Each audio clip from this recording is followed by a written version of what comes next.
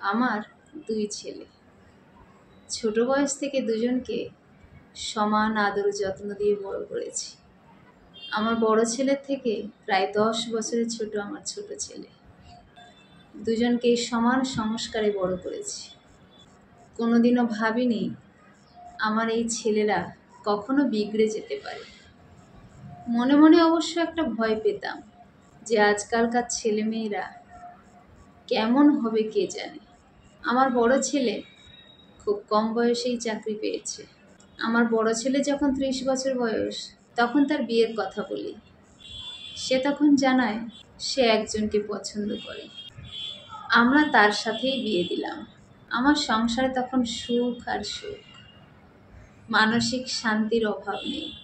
প্রথম 2 বছর ভীষণ ভালো কেটেছিল, কিন্তু তারপর আমার বড় ছেলে নিজেই বলল, মা আমি কলকাতায় একটা ফ্ল্যাট কিনব। আমরা বললাম, বাহ, সে তো খুব ভালো কথা। আমার স্বামী বলল, ও ফ্ল্যাট কিনে সেখানে চলে যাবি বাবা? ও বলল, হ্যাঁ বাবা, এখান থেকে খুব অসুবিধা হচ্ছে। আমরা দুজনেই বললাম, ঠিক আছে, তোর যেটা সুবিধা হয় তুই সেটাই কর। তারপর ফ্ল্যাট কিনে আমার বড় ছেলে আর বড় বৌমা চলে গেল। এবার এলো আমার ছোট ছেলের পালা। দেখতে দেখতে ছেলেটার 25 বছর বয়স হয়ে গেছে। সেও একটা ভালো চাকরি পেয়ে গেল। সে রাজ্যের বাইরে চলে গেল চাকরি পেয়ে। তারপর ঘটা করে তার বিয়েটাও দিয়ে দিলাম। এখন আমরা দুই বুড়ো বুড়ি থাকি। ওরা মাঝে মাঝে আসে, ফোন করে, কথা বলে। আমার স্বামীর সরকারি চাকরি ছিল না, তাই বুড়ো বয়সে আমরা কোনো পেনশন পাই না। ছেলেদের টাকাতেই আমাদের সংসার চলে। একদিন বড় ছেলে আমাদের বলল, বাবা, মা, এক কাজ করলে হয় না? সেই যখন আমরা টাকা দিলে তবে তোমাদের সংসার চলে, তাহলে তো তোমরা দুজনেই আমাদের কাছে গিয়ে থাকতে পারো। আমরা তো ভীষণ খুশি হলাম এরকম কথা শুনে। তার পরের মুহূর্তেই আমার ছেলে বলল,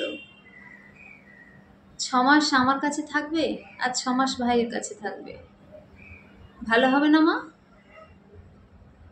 আমরা দুজনেই এইরকম কথা শুনবো বলে কখনো আশা করিনি। কখনো ভাবতেই পারিনি যে আমার ছেলেরা আমাদেরকে ভাগ করে নেওয়ার কথা বলবে। কারণ সেই রকম সংস্কার ওদের দিইনি, সেই কালচারে ওদের মানুষ করিনি। আমার স্বামীরা 3 ভাই। আমার শ্বশুর শাশুড়িকে ভাগাভাগির কথা বলতেই আমি বলেছিলাম, বাবা মাকে ভাগ করার কোনো প্রয়োজন নেই, আমরাই দেখব। আমরাই আমার শ্বশুর শাশুড়িকে দেখেছি। আর দুটো যাকে এই কষ্ট থেকে মুক্তি দিয়েছিলাম। আর সেই আমার ছেলে কিনা আমাদেরকে ভাগাভাগি করে নেওয়ার কথা বলছে। সেটা ভেবে খুব অবাক হয়েছিলাম। আমি আমার ছেলের মুখের দিকে অবাক দৃষ্টিতে তাকিয়ে বললাম, বাবা, তোর মুখ থেকে তো এরকম কথা বেরোনোর কথা নয়। এটা কি তোর নিজস্ব কথা বাবা? আমার বড় ছেলে চুপ করে রইল। বড় বৌমা বলল, না, এটা নিজস্ব কথা হোক আর অন্যের কথা হোক, এটা বিষয় নয়। বিষয় হলো, আমরাই বা একা দেখবো কেন আপনাদের? দুটো ছেলেকে তো সমানভাবেই মানুষ করেছেন, সমানভাবে খরচ করেছেন দুজনের পিছনে। তাহলে আপনাদের পিছনে এবার খরচ করতে গেলে তো দুজনকেই করতে হবে। আমরা একাই বা আপনাদের দায়িত্ব নিতে যাব কেন? তখনই বুঝলাম এটা আমার ছেলের কথা ছিল না। আমার ছেলেদের আমি তো চিনি। তারা সব সময় দেখে আসছে ঠাম্মা, দাদু সবাইকে নিয়েই আমার বাবা মা থাকে, আমরা থাকি। সবার সঙ্গে কিভাবে মিলেমিশে থাকতে হয় আমার মা শিখিয়েছে। সুতরাং তাদের মনে এরকম ভাবনা আসতেই পারে না। আমার স্বামী জিজ্ঞেস করলো আমার বড় ছেলেকে, তা এই কথা বুঝি ভাইয়ের সঙ্গে আলোচনা হয়ে গেছে? আমার বড় ছেলে বলল, ওকে বলেছিলাম আমি, ও রাজি হয়নি প্রথমটায়। তারপরে ওর বউ ওকে বোঝাতে ও বলল যে, ঠিক আছে দাদা, তোর যেটা ভালো মনে হয় সেটাই কর। আমি বললাম, ঠিক আছে, আমাদের যখন কোনো ক্ষমতাই নেই আমাদের নিজেদের পেট চালানো, তখন তোরা যেটা বলবি সেটাই করব, এছাড়া তো কিছু করার নেই আমাদের। আমার বড় ছেলে বলল, তাহলে ঠিক আছে মা, তোমরা সব জিনিসপত্র গুছিয়ে নাও, 2 দিন পরে গিয়ে তোমাদেরকে নিয়ে আসবো। আমার বড় ছেলের সাথে এই আমাদের শেষ কথা হয়েছে। আমরা জিনিসপত্র সব গোছাতে লাগলাম। চোখের জল ফেলতে ফেলতে জামা কাপড় গোছাচ্ছিলাম। আমার স্বামী আমাকে বলল, কাঁদছো কেন? যেটা ভবিতব্য সেটা তো মেনে নিতেই হবে।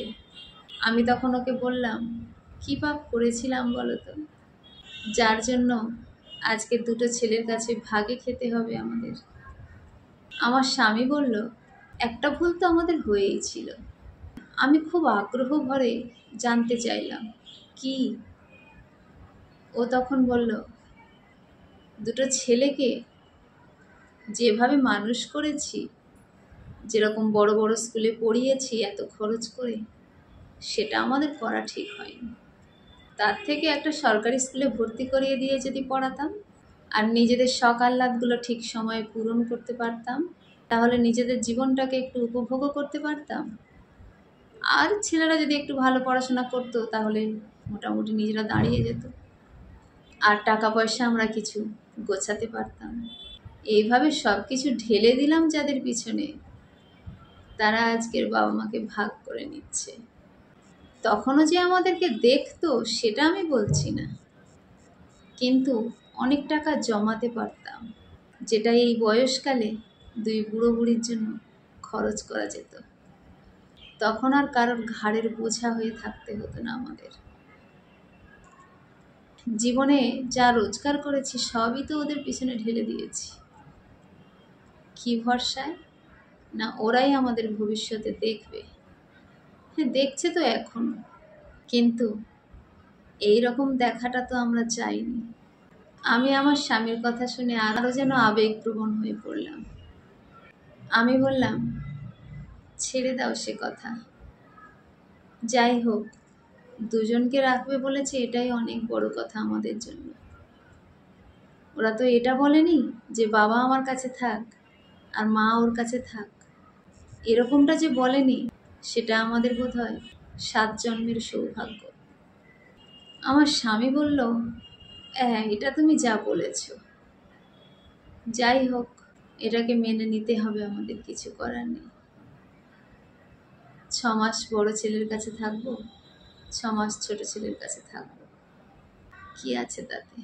2জনে তো তবু একসঙ্গে থাকতে পারবো। ওরা ওদের মতো সময় কাটাবে, আমরা তবু 2জনে একটু গল্প করতে পারবো, কথা বলতে পারবো। তারপর সময় মতো আমরা বড় ছেলের কাছে চলে গেলাম।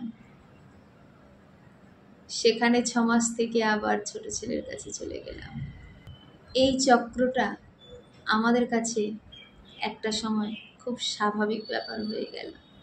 আমরা সেটাকে মানিয়ে নিতে লাগলাম, যেহেতু এছাড়া আমাদের কোনো উপায় নেই, সেহেতু সেটা নিয়ে আর দুঃখে ডুবে থেকে লাভ নেই। আমাদের জীবনে আর কটা দিন আছে, সেই কটা দিন অন্তত এইগুলোকে মানিয়ে নিয়ে সুখে শান্তিতে থাকার চেষ্টা করি,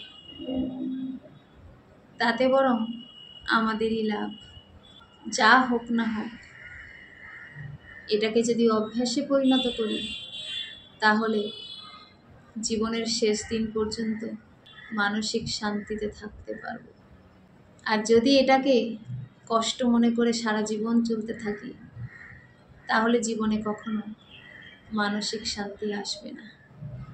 তাই যেটা ঘটছে সেটাকে মানিয়ে নিয়ে হাসি মুখে সামনের দিকে এগিয়ে চলাটাই হলো জীবন। কলমে ও কণ্ঠে সময়।